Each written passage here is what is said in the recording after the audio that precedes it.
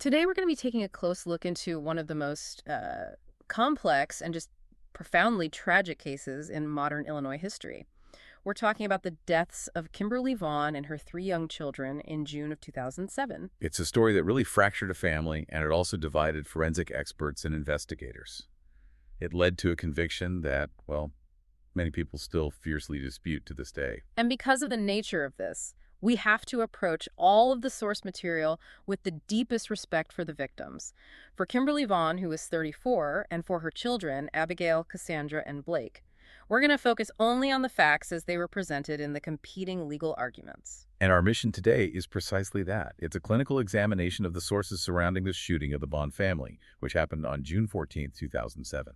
What makes this case so challenging for the public to understand and even for the justice system is that the physical evidence was presented at trial to support two completely different theories. Right, two mutually exclusive theories. So we're going to dissect the prosecution's case for what they argue was a calculated, premeditated murder. And then we'll analyze the defense's powerful counter-narrative, Which was a story of a medication-induced murder-suicide. And along the way, we'll have to review the detailed forensic disputes and, of course, the conviction records that keep this debate going, almost 2 decades later. The initial details are just so important for setting the gravity of this case. The family was leaving their home in Oswego, Illinois, in dark, very early in the morning. They were setting out on what should have been a normal family trip. Their destination, which was mentioned a lot in the early reporting, was a water park in Springfield, Illinois, But that journey, it ended abruptly and violently. just south of Joliet on a secluded frontage road.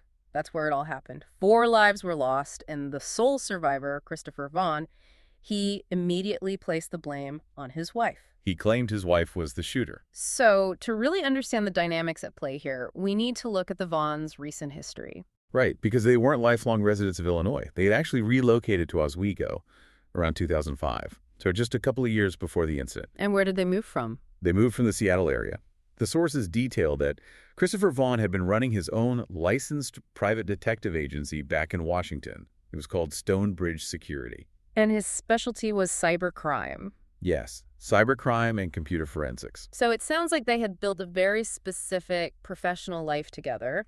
And his wife, Kimberly, she was preparing to step into that world with him. She was. The sources say she was actively pursuing a degree in criminal justice. Her specific goal was to become a licensed private investigator herself. So that suggests a cohesive future they were planning. It does. But that professional path, it shifted a couple of years before the incident. Christopher took a new job at a company called Navigant Consulting. And he joined their computer forensics group? That's right.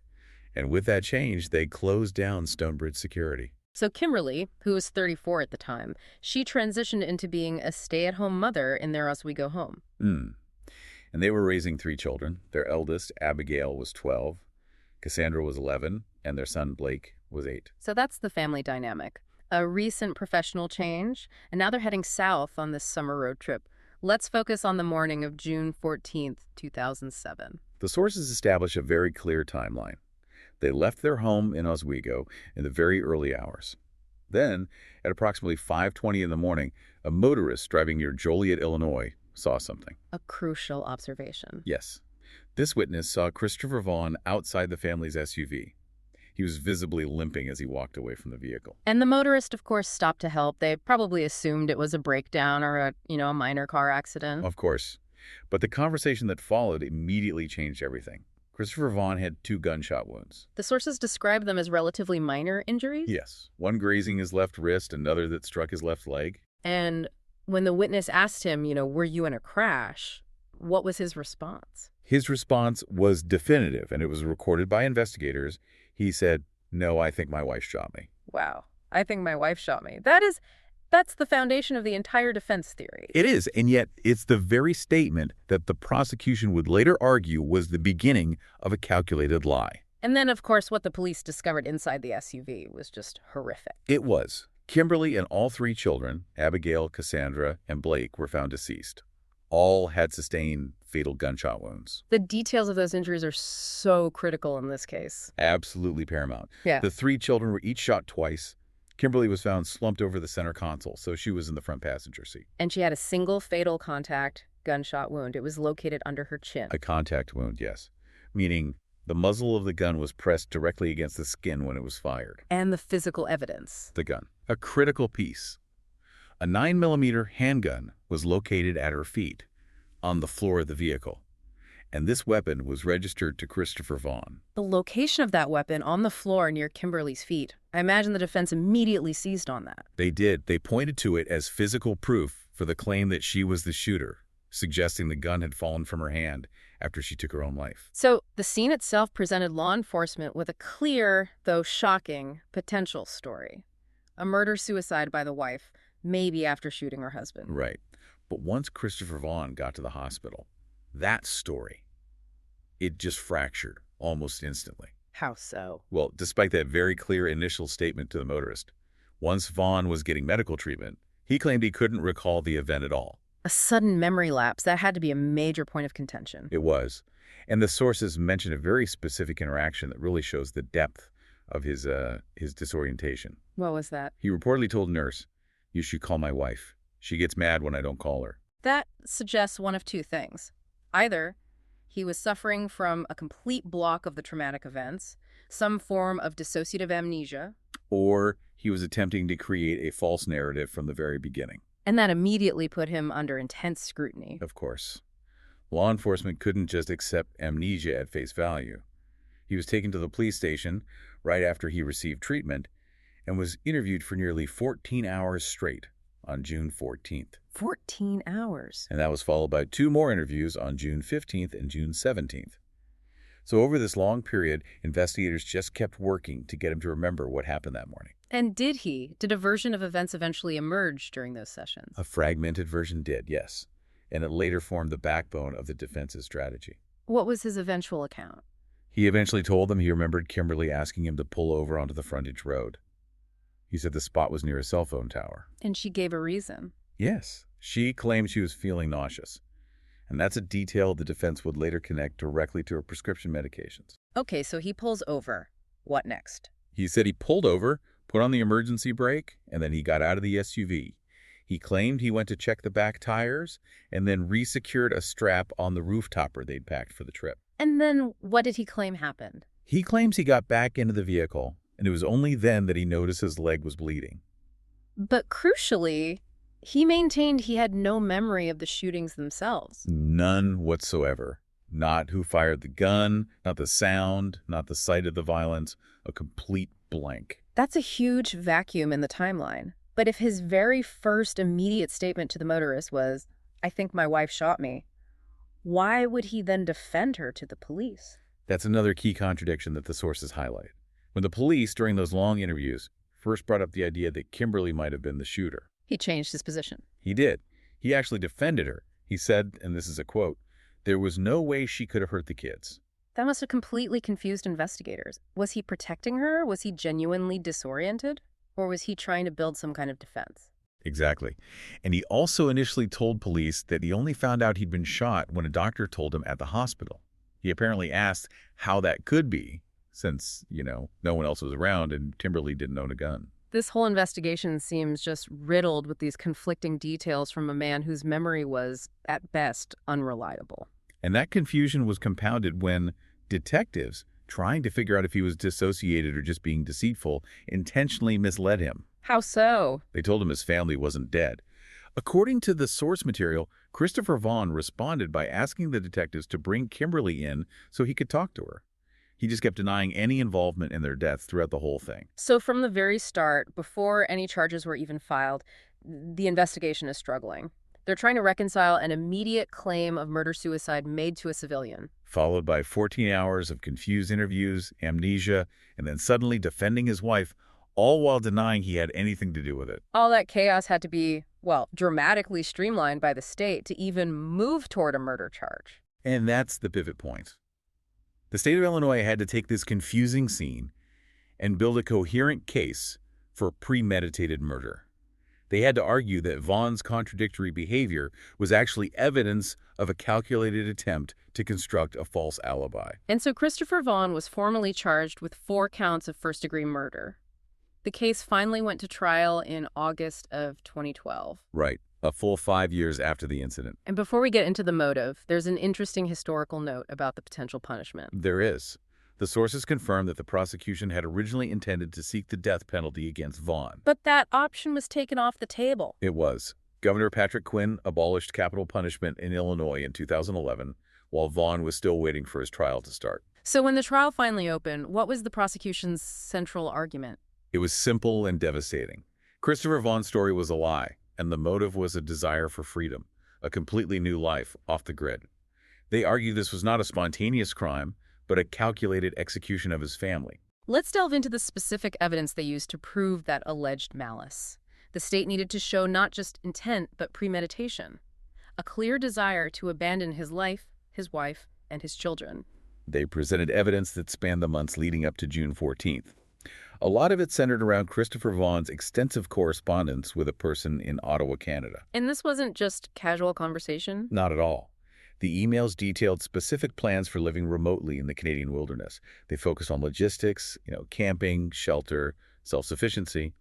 This supported the theory that he was mentally and physically preparing for a life that deliberately excluded his family. And as we said, this wasn't just hypothetical dreaming. Vaughn had already taken steps toward this goal. He had.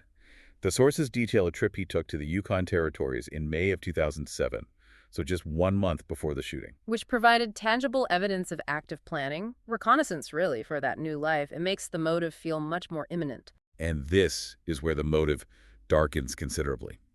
The prosecution introduced evidence that Vaughn had allegedly asked his contact in Ottawa to help him fake his own death. Wait, fake his own death? Why? So that Kimberly could collect the life insurance money. That seems contradictory. If his ultimate goal was to murder his family and abandon them, why would he care if Kimberly collected insurance money? Killing them all would negate the need to fake his own death entirely. It's a massive red flag, and it seems to undermine that clean break theory. But the prosecution wove it into their narrative of complexity and calculation. How did they explain it? They argued this wasn't about a simple clean break. It was about covering his tracks and maybe maintaining access to resources. They claimed he planned to re-enter society later, maybe under a new identity. So the insurance scheme was part of a larger long-term financial strategy. In their view, yes. Yeah. To support himself once he reached his off-grid destination, they argued it showed a meticulous criminal mind, not a distraught husband. And to further paint this picture of a man completely disengaged from his marriage, the prosecution brought in evidence of his financial behavior right before the shootings. Yes, his visits to strip clubs. They detailed that Christopher Vaughn spent approximately $4,780. In just 2 visits, on June 6th and June 12th, just days before the shooting. When you think about a family's discretionary income, spending almost $5,000 in 1 week on that kind of entertainment, it suggests a profound financial and emotional recklessness. The prosecution argued it was proof he had already completely checked out of his life. And they didn't just bring in the financial records. They brought in the people who actually interacted with him during this period. Exactly. 2 exotic dancers testified. One confirmed he'd visited her club 4 or 5 times and spoke explicitly about his desire to leave his wife and move to Canada. To live in the wilderness. The other dancer provided even more damning testimony. She said that Vaughn told her he was single and had no children.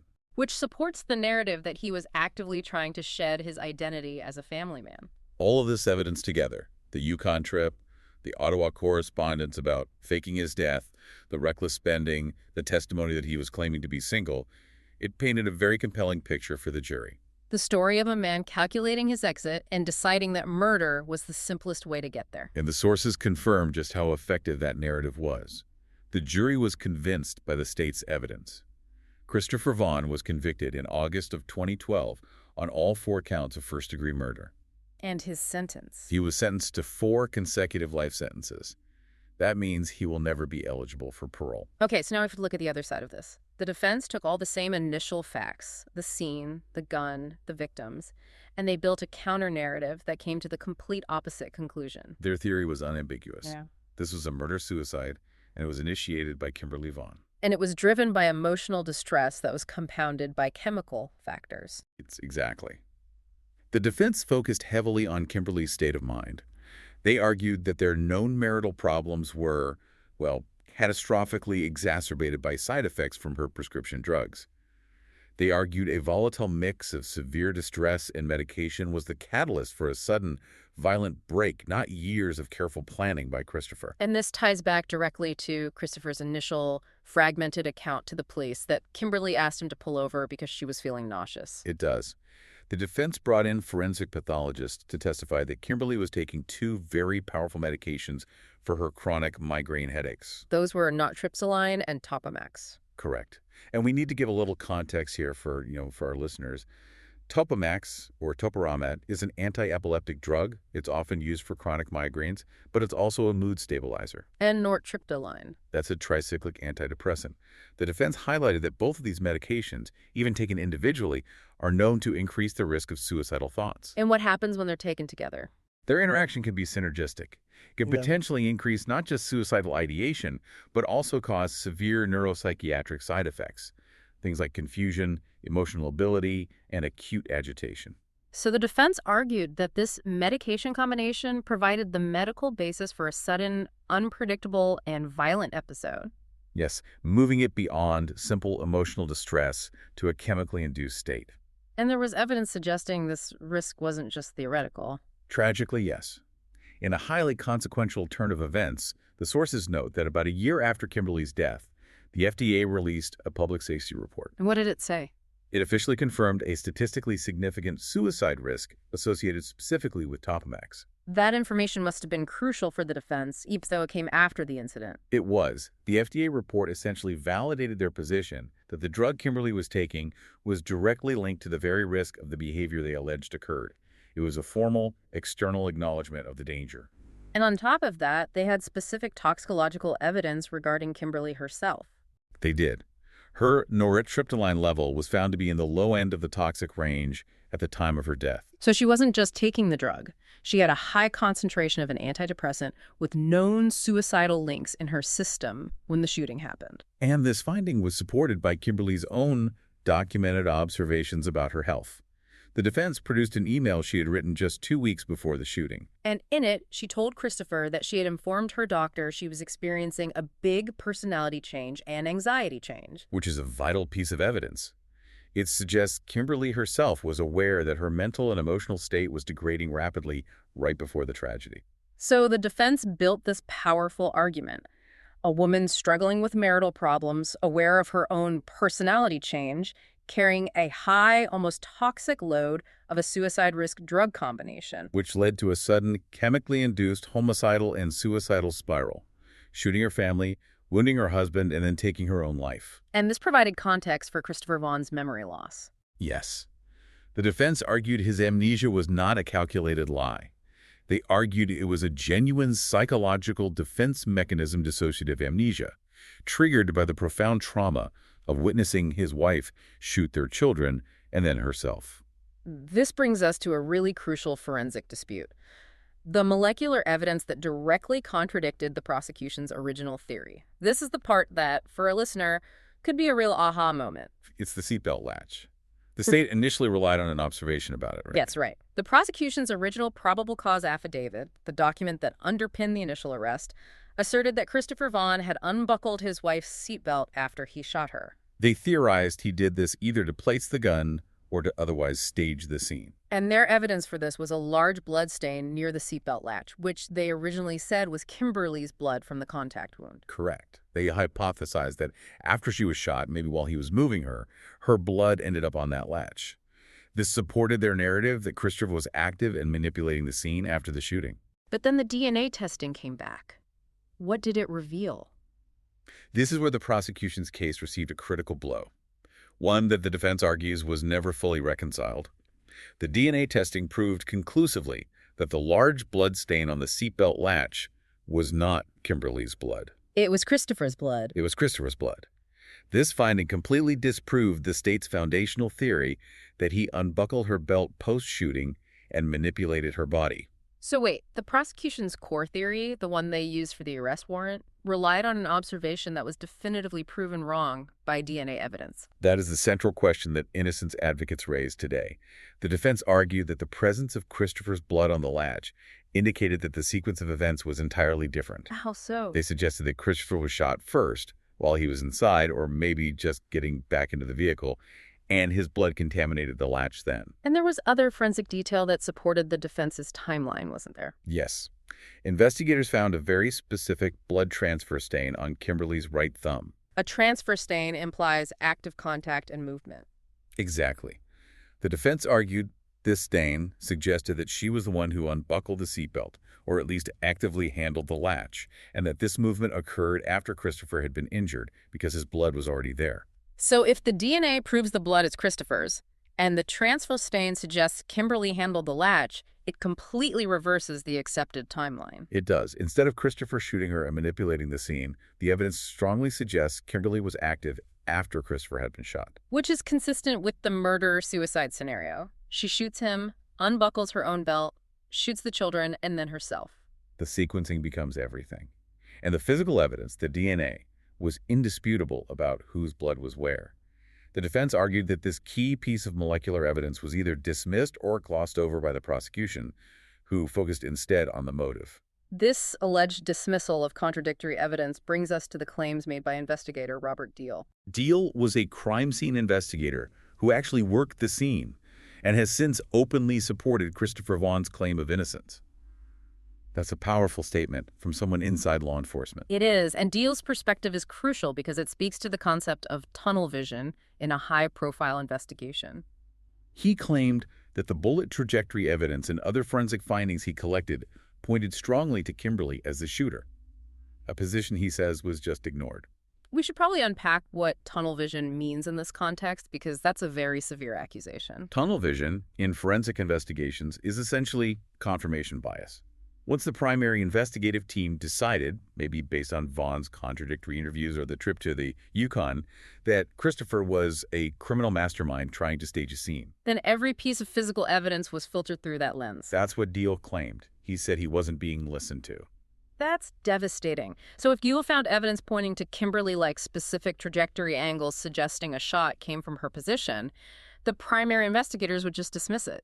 Because it didn't fit their pre-existing conclusion that Christopher was the perpetrator. That's exactly what Deal alleged. He said the response was basically, you don't know what you're talking about because Christopher Vaughn is a criminal mastermind and he's deliberately trying to trick us. Exactly, and trick you into thinking something else happened. That shifts the narrative from a simple disagreement over facts to an accusation of intentional manipulation of the entire investigative process. He summarized his concern by claiming that investigators would essentially change their theory of what happened to try to match the evidence rather than letting the evidence dictate to you the events that occurred. In a case this complex, where the initial physical evidence could support two narratives, that kind of bias is incredibly dangerous. And the DNA evidence with the seatbelt certainly suggests that the initial interpretation of the scene was fundamentally incorrect, yet the conviction stands. The sources confirm that despite the conviction and the 4 consecutive life sentences from 2012, this case is still very much active in the world of wrongful conviction advocacy. That's right. Scientific disputes, the medication side effects, the claims of tunnel vision, they haven't faded away. The wrongful conviction advocacy group investigating innocence is actively involved, which suggests that experienced professionals believe there are substantial grounds to question the guilty verdict. And the media coverage has been extensive. That's often a key factor in bringing fresh scrutiny to these complex forensic cases. Bill Clutter, who is a co-founder of the Illinois Innocence Project and the founder of Investigating Innocence, has done a lot of work on Vaughn's behalf. Clutter's work, particularly his involvement in that iHeartRadio audio series, Murder in Illinois, brought these forensic contradictions to a massive national audience. Right. The seatbelt blood, the bullet trajectories, the drug side effects. A podcast format like that allows for a much deeper, more granular exploration of the evidence than a typical news report. Yeah. And it really reinforces the doubt surrounding the conviction. We're also seeing external financial commitments being made to resolve these disputes, which indicates these challenges are viewed as serious. Yes. Wrongful conviction advocate Jason Flom, known for his work with Lava Records, he matched donor contributions specifically to fund a comprehensive crime scene reconstruction. And a crime scene reconstruction is not a minor undertaking. Not at all. It involves forensic scientists trying to recreate the environment and sequence of events. They use the exact type of vehicle, materials, and trajectory data available. This effort signifies that professionals outside the immediate legal context believe the original analysis was flawed and requires independent verification. And the claims of innocence continue to get public attention, specifically in 2021 when Dr. Phil covered the case. Christopher Vaughn's parents appeared on that show. They continue to argue passionately for his exoneration, keeping the issue in the public eye. So the current status is fixed but contested. Christopher Vaughn remains incarcerated, convicted of 4 counts of first-degree murder, serving 4 life sentences. But since that day, June 14, 2007, he has consistently maintained his innocence. He claims his wife, Kimberly, was the one who fired the fatal shots that morning. The legal battle continues to revolve around whether he staged the scene to hide a planned escape or if a sudden, tragic medical event led to all of their deaths. Okay, let's try to unpack this entire intricate journey. This case really presents a perfect storm of conflicting human behavior, disputed forensics, and complex medical pathology. And the jury ultimately had to choose between 2 narratives that were detailed and, in their own way, powerfully argued. On one side, you have the prosecution. They presented a clear, premeditated motive, this calculated desire for freedom. Evidenced by months of planning for an off-grid life in Canada, the documented financial recklessness, and that alleged scheme to fake his own death for the insurance money. They successfully argued that Christopher Vaughn staged the scene after murdering his family to facilitate his escape. But conversely, the defense built an equally detailed case around the theory of a sudden, chemically induced breakdown and murder-suicide. An argument that rested on crucial medical facts: the known suicide risks of Topamax and nortriptyline, Kimberly's high drug levels, and her own self-reported personality changes leading up to the event. And that medical theory was buttressed by molecular evidence that directly contradicted the state's original theory of the crime scene. The DNA test, proving the blood on the seatbelt latch was Christopher's, not Kimberly's.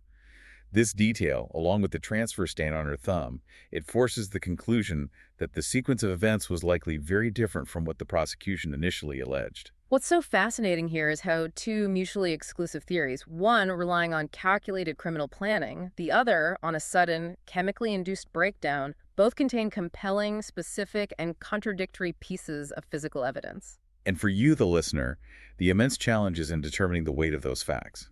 Does the circumstantial motive, the planning to leave, the financial misconduct, does that outweigh the objective DNA evidence that challenges the physical staging theory? Yeah. And the documented medical risks? This tragedy highlights the severe human cost. The loss of Kimberly and her 3 young children, Abigail, Cassandra, and Blake. It also shines a light on the incredible pressure faced by investigators in these high-stakes cases. They were faced with a single catastrophic event that yielded 2 plausible, yet completely contradictory explanations. So our final thought for reflection is the difficulty inherent in relying on human statements, or the claimed lack of memory, when you compare it against objective molecular evidence like DNA. Christopher Vaughn claimed amnesia. The defense attributed it to genuine dissociative trauma. The initial investigative team discounted that. They opted instead for the criminal mastermind theory, even when the DNA evidence later proved their original assumption about the seatbelt staging was false. So when you're evaluating conflicting information, how should you weigh a potentially unreliable or disputed statement versus an objective scientific finding that undermines the core physical timeline of the crime? Thanks for listening.